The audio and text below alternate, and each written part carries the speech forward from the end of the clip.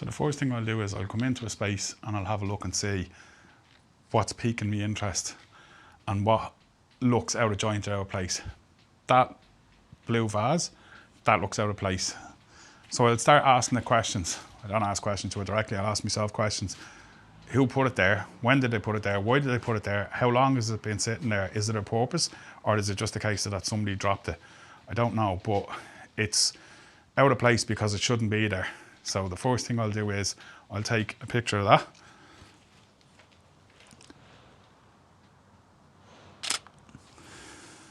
Nine times out of 10 when people are looking, they've a tendency to just look directly in front of them instead of looking up. Because when you look up, you'll notice the two power lines which are sticking out from the wall. People don't generally see things like that because they have a tendency just to look dead ahead or even to look down. There's so much going on around you that you need to look at the big things and you need to look at the little things. So what's jumping out to me here is the glove and the coffee cup. To anybody else, it's just a plastic glove and it's just a coffee cup. But if you look at it a different way, the glove is representing healthcare workers, it's representing the pandemic, it's also representing litter, as is the coffee cup. The coffee cup now is representing society. When I was young, we didn't have money to go out and spend €3 or €4 or €7 on a cup of coffee. If you wanted a cup of coffee, you had one at home, you made it yourself. There was no going out and buying coffee. You kind of deliberately go out to see what other people don't see. Don't look for the obvious. Have a look at something and then look at it again a second time and see, can you make a picture of it in your head? That's what I do. And that's what sparks my interest in it. Yeah, it's like, I take photographs for me to look at from my point of view, and like I'll show them to other people, but I'm generally not going out to take a photograph for somebody else. I'm taking it the way I see it. I do very little after editing on my pictures. I might turn them from colour into black and white because when I'm looking at things, I look at it in black and white, but I'm always looking for character in something. And if I walk around like this, all I'm going to see is what everybody else sees. That's directly in front of my head. I found that children are amazing because they pick up on absolutely every detail, and they'll walk by and they'll name things. They'll say like a car, they'll say like a bus, they'll say a dustbin, they'll say wood. They'll point at it and they'll look at it. And this is something as we get older and adults that we don't do. We don't take the time to look down and say planks of wood, dustbin, green leaves. Children are doing it because they're learning and they're absorbing all the time. And when you put yourself in the frame of mind of a child and you start thinking like that, you start seeing things different to the way other adults see them. Another thing like we try and do is look for faces and things. Sometimes you can come over and you can see something that's like you've got two eyes and you have a smile. Now it's upside down, you've got two eyes, or you've got two eyes and a frown.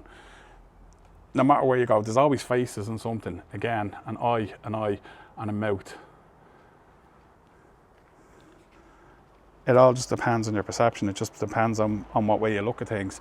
So that's another trick that I'll always keep my eye out for faces that are jumping out at me. If you can see something that can be construed as a face, example being if you were to come along with a black marker and draw like a line there, you've already got the mouth and he's got one eye. So little things like that, it's just the smallest detail that you pick up on. It's also just a hole in the wall. But it's just things like that, they interest me. And that's why I love doing what I do. So, the first thing that goes into my camera bag is the camera. It's an EOS 800D from Canon. And my go-to lens, which comes with me everywhere I go, is an 18-135 lens. It's really, really good for street photography. It's also pretty good for portraits, and the zoom on it's not too bad either. So that's the first thing that I'm going to put into the bag. Second thing that I have is my second lens, which is a Canon 50mm lens, also known as the Nifty 50. This one is the 1.8, so it's the cheaper side.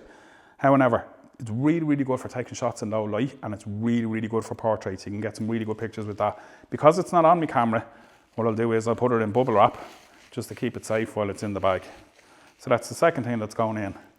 The next one is the next lens, which is a 75-300mm lens. This is really good for taking astrophotography, taking photographs of the moon. The zoom is really, really good on it. It's really, really long. Now, what I use it for is if I'm taking photographs of the protest and I don't want to be right up in the space, I'll keep my distance. This is the lens that's coming out. So that's the next one that goes into the bag. Following on from that is, should have said it, before you put your camera into your bag, there's two things you have to check is crucial. The first thing is the battery. Always make sure that there's a battery in your camera. Make sure the battery is charged. If you turn out to a shoot, no battery, no films. Second thing, which is just as important as the camera, is your memory card. And it's advisable always to have 2 or 3 different memory cards because they do wear out after time and they're pretty cheap enough as it is. So make sure that the battery and the memory card is in the camera before the camera goes into the bag. Next up, have a spare battery, because if the day is long or if the night is early, you're always going to depend on one battery. You mightn't get a chance to charge it, so always have a second one fully charged. Following on from that is the battery charger. If you get an opportunity, if you're sitting in a cafe, ask them, can you plug in the charger, charge up the battery just even for a few minutes just to keep you going. It's always when you don't have the battery, that's when the best pictures are, that's when you're going to see the best pictures. I have a handheld holder for the camera, which screws into the bottom, so you can literally just lock it around your wrist and keeping it constantly like that. So that one goes into the bag. The next thing I need is a tripod. This is a really good tripod. It's a Gorilla tripod, so it's adjustable, it can bend, so you can lock it onto things. Example being, if you're on a bridge, you can wrap around the bars of the bridge and it just straightens back up. Another handy thing to have is a light, as a torch. Just always good to have them, especially if it's the night time, you're doing creative photography, you're doing still world photography. You don't want to be dependent on a mobile phone to look at the camera, and just for bringing up the settings on the camera, it's always good to have a torch with you. Even if you don't use it, it's better to have it than not having it. Following on, these are really, really important. These are for cleaning the lens on the camera, and this one actually came free with the spare battery. You can buy them in deals for $150 or you can buy them in the Euro shop, but they're crucial because if you get lens on your camera or a smudge on your camera, it can mess up your picture. So always keep your equipment clean and pristine. That's the rule of thumb. Backup battery. This is just a USB connection battery pack, and I think that one cost me about a tenner. This is for my mobile phone because as the camera is wireless, what I can do is I can take a photo, download it onto the phone straight away and send that to somebody by email or put it on WhatsApp or Instagram or social media. So it's always good to have a spare charge for your mobile phone as well as your camera. And last but no means least is mirrors. I always bring mirrors with me, and I always have more than one. As you can see, I have 4 mirrors. These are 75 cents in IKEA. You can buy mirrors in the pound shop, you can buy them in a chemist. The reason I bring mirrors with me is it's really, really good. You can get some really good shots doing creative photography, shooting into the mirror of your subject. Instead of shooting directly at your subject, if you shoot into the mirror and shoot the reflection, works really, really well on a beach, also in a cityscape as well, and especially when you're working with light. The mirrors can also be used for reflecting light onto a person, onto a subject. You can catch a light and you can reflect it onto them. It saves you carrying around one of the big reflectors with you. So they always gone into the bag as well. And it's like I said, people always tell me, if you could do it all over again, what would you do? I would pack less the next time. So realistically, when it comes down to it, all you need is a camera with a battery and a memory card. That's all you need to bring with you. The rest of the stuff, that's just my personal choice. This is my add-ons, and these are what come with me every time I go out into the street. So, in saying that, let's take a trip out into the street and see what we can capture.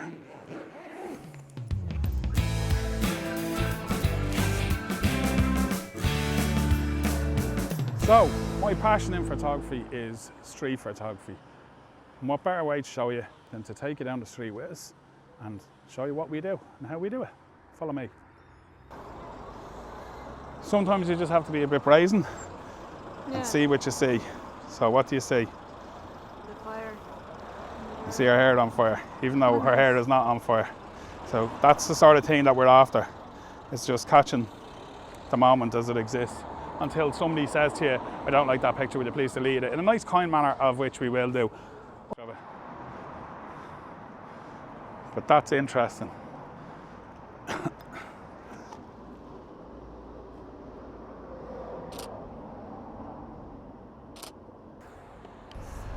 That's actually class looking. I love giraffe. Quite impressed with one of them. Yeah, it's really good. It was well spotted. And it's really good exercise because you just find yourself walking around for ages unconsciously not thinking about it. Yeah. So, walking along, here's something that I was saying to you earlier on is about framing. It's when you find a natural frame that's already in place and you use it as a picture frame. So an example is across the road here.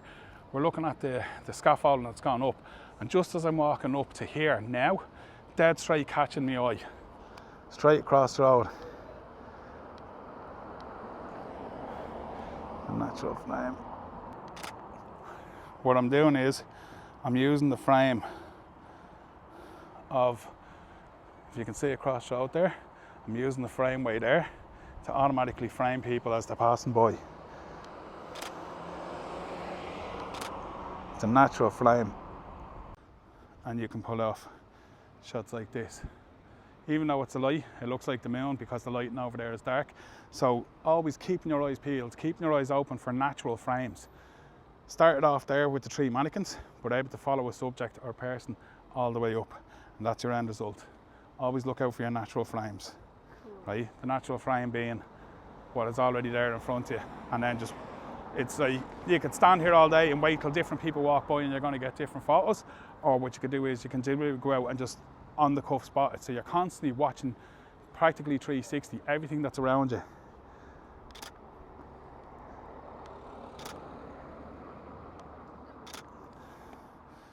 Sometimes they come out really well. Something similar again. Different subject this time. It's just a shame that the car happened to drive by, but hey, you can't catch them all. But the main thing is keep your eyes open all the time. See things that other people are not seeing, and look for things that are not necessarily in your line of sight. Go high, go low. Have a look at all the windows up there, and the one that interests me the most is the bottom window on the right hand side, sort of in the middle on the right hand side, because the sun or the light is reflecting on every window apart from that one. So that one lone window on itself is what's jumping out to me. It's a lovely looking window, but it's peering out to me, it's calling to me because it's different to the rest of them. So you're constantly looking for something different. Another great case in point is the staircase there. There's a staircase across the road. Now you could stand here for hours waiting for somebody to walk down the stairs or walk up the stairs. And you could be waiting 6 or 7 hours and you might get a picture, you mightn't. You could be lucky, but it makes a great backdrop. So if you had, and it's the irony of it, it's always when you're waiting on somebody to walk by that they don't walk by. Can I ask you to do me a favour? Can I stage you for a second? Side on, you see the Jasmine place there? If you were like, as if you're walking past it, I just want to get you with the steps in the background. Okay. Is that okay with you? Yep. And if you don't like the picture, you can delete it. Oh, here, we might actually have one. Stay there, stay there. Just keep talking to me.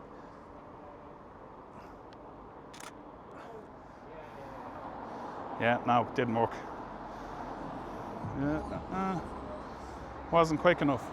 We will be quick enough the next time though. So what I'm doing is, it's called fishing. I'm waiting for something to come by. And there we go. Get it? Yeah, bang straight in line with the steps. She actually noticed me in that one. But I'm using the steps as a background because it kind of adds depth to it. That's called fishing, is when you're standing there waiting. You know, you've got a good backdrop. Yeah, you just need something to pass by it, like, you know. And fishing is great because you could get loads of fish, or it can just be 7 hours of standing there looking. So if you're not getting anything where you are, move. Or otherwise, every picture you take is just going to look like the last one because obviously it's the same backdrop. So on that note, we'll move forward and see what else we can see. That there's loads of space. Like, you could literally stand here and wait for different people to walk by, and depending on what they're wearing is what, like, your colour pink is going to stand out completely different to my colour black if somebody is passing by. So you need to try and see something that's going to complement it or completely contrast against it. So why do we do it? When we're taking photographs, especially with street photography, the way I look at it is, you're capturing a moment in time that can never be repeated again. A lot of people take photographs of buildings, a lot of people take photographs of seas and mountains and things like that. And there's nothing wrong with that, because that's a great style of photography. It's not my style of photography. I like something that's there in the moment that I can't create, that I can't recreate it. It's there, it happened, and I captured it, and now I have a record of it. That's why I love doing it. And there's an importance there when it comes to capturing pictures and capturing videos, which I'll come back to you about later on. We got to head up right or straight up or right? Straight up. Straight up. But it's good when you come to a place that you're not familiar with. For me, I'm looking at everything here with fresh eyes. So I'm taking absolutely everything in. And even though I'm taking everything in, I'm still missing bits and pieces. Like the giraffe, I didn't capture the giraffe at all. Do you know what I mean? So like, you're always going to miss something, but like, I'm looking at it as in, wow. Do you know what I mean? The lights, I'm taking in the lights, I'm taking in the smells, I'm taking in absolutely everything. The people that are here, the tables and chairs, the smell of the chipper going by, the different lighting going by, the traffic, the noise, everything is kind of consumed into one, and that's what I'm trying to capture, is capture everything at the same time. Sometimes it works and sometimes it doesn't work. And you could go out and take 1,000 photos in a day, and none of them, you mightn't be happy with any of them. But you might go out the next day and take 2 photos or 1 photo, and that could just be it. It was worth it just to get that one picture. So it's kind of like, it's the end goal. You're always chasing that one image that makes you go, wow. And I think out of all the pictures that I've taken, I have about 3 what I would class as wow images. They're my 3 best pictures. And there were 3 different locations with 3 different subjects. But to me, I would look at that and say, wow, that's absolutely amazing. I would frame that on the wall. So that's what I'm constantly trying to do. But the reason why I do it is, it takes me away from my 9 to 5. It keeps me sane, keeps me occupied. So this will give you an example of something that I do. These are what I would call my proudest moments. It would be this one here. It's a girl in a cornfield, and I'm actually, that's Sarah. And she's a girl from Coolock that's never been in a cornfield before. And we were passing by one day, and I had the camera, and I said, get into the cornfield. I always had a vision of somebody walking through a cornfield, because it begs the question, who is she? Where does she go into? And when I shoot people, photograph people, I have a tendency to put them into black and white. So this one here is really interesting. This was, cool. This guy was at, it was a protest in town that I was shooting, and randomly, not part of the protest, came through the crowd with a chihuahua under his jacket. And all I know is the chihuahua is called Tiny, and it was very, very afraid. And then the last thing I'm going to show you before we move on is this one here. I was in Temple Bar, it was the start of lockdown. I had a new lens, it was a 24mm lens, and it's really, really, you have to get really close up to people. And I seen these guys, and they were like street performers, they were like doing dancing and stuff. They were actually making a video. So I went up to them and I said, I don't know what you're doing, but I know what I'm doing. I'm here to take photos. Yeah. So what I want you to do is, I want you to go over there, and what I'm going to do is I'm going to shoot you through the bush shelter. And I kind of didn't ask them, I kind of told them. And then I had a chat with each other, and they come over and said, what do you want the pictures for? And I was like, oh, just for Instagram and social media. And I said, and I'll send them to you. Sent them that picture there, and they actually used that as their album cover. Cool. And yeah, they gave me many thanks for it. So nice. That's just a little example of what we do. So it's just finding, it's 50% luck, no, 50% luck, 25% skill, 25% being in the right place at the right time. That's the breakdown of it. But the key thing about photographs is, and this is something, I hate my picture being taken. I don't like photographs myself, I don't like videos myself, but in 2012, I realised the importance of photographs, because it doesn't matter what you look like, whether you're fat or whether you're skinny, whether your hair is all messed up or whether it's clean, whether you have really nice clothes on or whether you're more manky-dorky, someday that photograph is going to be worth priceless to somebody. When we go, all that we're left with is the memories that people have of us, our name, photographs and videos. So anytime somebody says to me, oh, I don't like getting my picture taken, I just say to them, look, someday this picture is going to be worth so much to somebody else that you won't never even realise it. And that's the main reason that I get into pictures. And that's how I convince people, because some people are very like, no, I don't want to get into a photograph. Once you explain that to them, or to them, they have a tendency to come around to your way of thinking, and they'll get into the picture. And for me, that's the most important thing. We're capturing a moment now that might mean nothing to you, but somebody in years to come, they will find that priceless. So, enough of the soppy stuff. Let's rock on and do a bit more. Remember I was talking to you earlier on about the contradiction? That's completely the contradiction there. As in, you have such a work of art, yet somebody comes along and throws a bag of rubbish onto it. But it makes great pictures though. That's the main thing. Interesting to see. So there's a lot of rules and a lot of regulations that people will talk about when it comes to photography. The rule of thirds, as in never have your subject bang straight on in the middle, like, you know. Don't use automatic, you have to learn how to use manual settings. And I've taken some of the rules on board, and I kind of look at the rules my way, as in rules are made to be broken. Who am I taking the photograph for? Am I taking it for Guidelines, really? the guidelines? And they're good to know. The likes of YouTube, social media, it's handy when you're looking for tips and tricks on how to make different pictures, like creative photos and stuff like that. But when it comes down to it, I take the photographs for me. I take them my way. I don't need to follow somebody else's rules. I can do if I want to, but generally I'll just go out and shoot for me. Sometimes I'll accept the rules in, sometimes they just get left at home, and that's the way it is. But one thing that always comes with me is the camera, and the reason being, there's a photographer, very good English photographer, he's actually brilliant. He's called Matt Stewart. You should look him up if you get a chance. And he said once that you need to bring your camera with you everywhere you go, because if you don't bring the camera with you and you see something, you're just somebody that's seeing something, and now you're telling somebody else about it. You're not a photographer.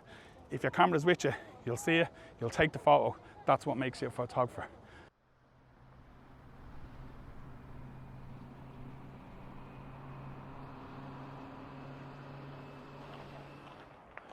That's actually pretty funky looking.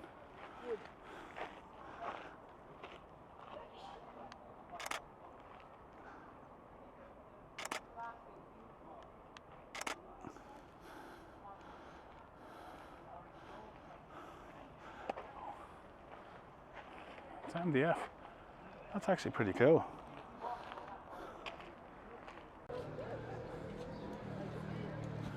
Sometimes you just see the strangest things in the weirdest of places.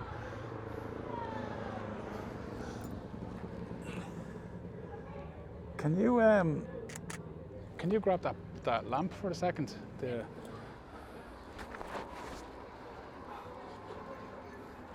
I'm gonna ask you just to set it to blue for me, if you don't mind.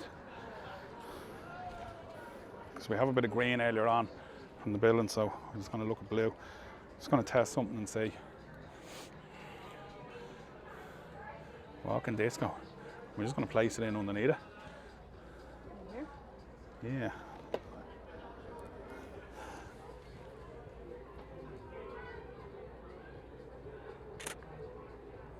I don't know, Whoa. kind of a Christmassy vibe. Yeah. Sometimes when it comes out wrong, it still comes out right. It's just like you can barely make out the arch with the light underneath it, which is actually crossroad is lighting her up. It's not a great photo, but at least it's something. Do you know what I mean? But it was the archway, it was what I was looking at. But that'd be really great during the day, as that's our natural frame for you to shoot through. Because for some reason, people love looking at pictures that are shot through something. Yeah. So we're always looking for natural frames. But have a look at this. Hey? This is an upside down heart. Yeah. With 2 spiders in it. Do you like spiders?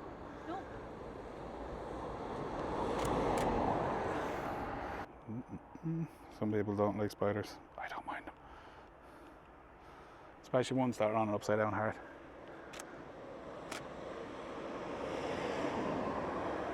Lady Limerick. Yes. Now, there's your contradiction there. Sold. From your industrial to your artistic, just with the line. And a lot of photography can be done by mistake, but you just pass it off as, yeah, I intended to do that. I never say I make a mistake. That's where the look is coming into it, like, you know. It's an accidental mistake. It's an accidentally on purpose mistake. Wait, can you do me a favour? I want you to just, yes, exactly. This is kind of like when life imitates art, imitates life. I do, I like that one. Again, you've got the corner cutting. What's happening now, it's a little bit overexposed because I've got the light coming in here and I've got the trails of light coming down there. So from that aspect, it's not great. That one, again, it's massively overexposed. So I would edit the 2 of them just to take the lighting out of it. But even at that much, I think it's really good because it's life imitating art, imitating life. Really impressed. Well done, big up. But there is another one that I see down here and you know what's coming. And she hasn't even had a drink. Brilliant. Thank you very much.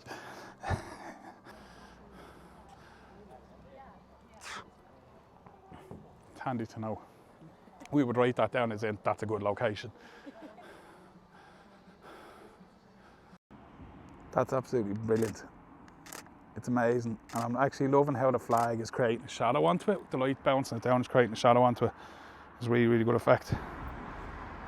This is the castle. I thought we'd have to be into the castle. It's actually a beautiful city. Yeah, it's a very romantic city. I don't know, there's something very romantic about it. That's class looking. It actually looks like two different sets of steps it looks like a set of steps going up that way. I wonder how many people have actually ever noticed that ledge up there with the lions on it, or whatever it is on it. It's not lions. Because that's what I was saying earlier on, people don't look up, they only look straight. They never look up at the little small detail. Yeah. And I know around Dublin, it's full of little detail like that, if people just looked up or looked down, like, you know. Yeah, same along any of the shop streets. You're like, what is on the second floor? These are all like 4-story buildings. Look, there's swans, look. Oh my God, look, there's so many of them. Swanee, how I love you, how I miss you, my dear mommy. I give the world to be among the folks who, yes, I even know my mammy. Waiting for me, praying for me down by the Swanee. I give the world to be among the folks who, yes, mammy. Al Jolson sang a song called The Swanee, but it wasn't about swans, it was about a river called the Swanee. Al Jolson's a great singer. Swans are beautiful. That's magical. That is absolutely magical. That's it. Look up at me. Thank you. You got to thank the swans. Okay. So when it comes to equipment, you don't need to have the most expensive camera on the market. The body of the camera is always going to be cheaper. It's the lenses is what actually costs the most amount of money. My recommendation would be every mobile phone nowadays has a really, really good camera on it. Borrow a camera off somebody you know. Buy a second-hand camera. Take as many pictures and as many videos as you possibly can. Be in as many pictures and as many videos as you possibly can. You mightn't think that your pictures are great and you might criticize yourself. You might turn around and put barriers up and say, oh no, I don't want to go out today because it's raining. People use umbrellas in the rain, but they don't just use umbrellas. They have newspapers on their head, so it's always great to get out in all weathers. Take a look at your pictures, show them to other people, see what they think, and at the end of the day, if you want to publish them, publish them. If you don't want to, you don't have to. That's all from us till the next time.